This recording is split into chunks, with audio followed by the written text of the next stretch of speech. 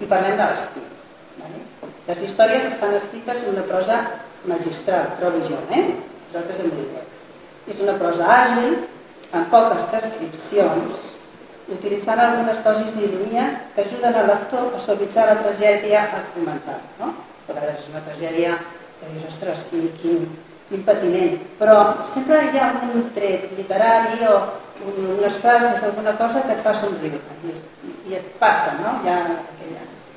Però en cada història trobarem les misèries humanes, de la condició humana. Trobarem odi, gelosia, desesper, venjança, repressió, fins i tot morbositat, diria jo, en alguns tocs.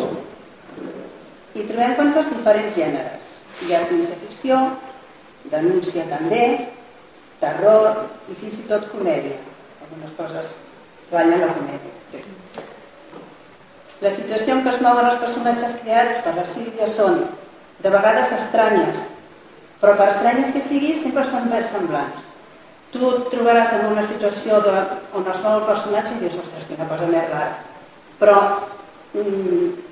la trobes real, podria ser real, és versemblant, no xoca amb la realitat, vull dir. Els finals sempre sorprenen, tenen uns finals magnífics, cosa que amb els contes, les històries curtes, el final aquest que sorprèn és sempre agradable. I no deixa mai indiferents. O sigui, tu t'hi llegiràs un conte i l'hauràs de pair perquè t'asseguro que et xuparà.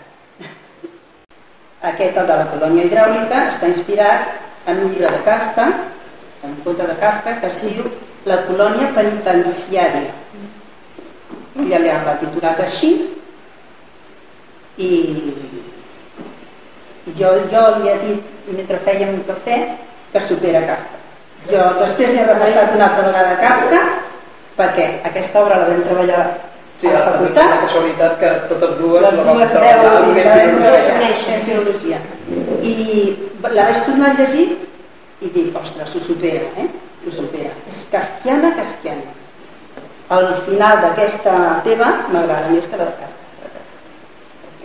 És així, narrativa. Si Kafka aixequés el cap.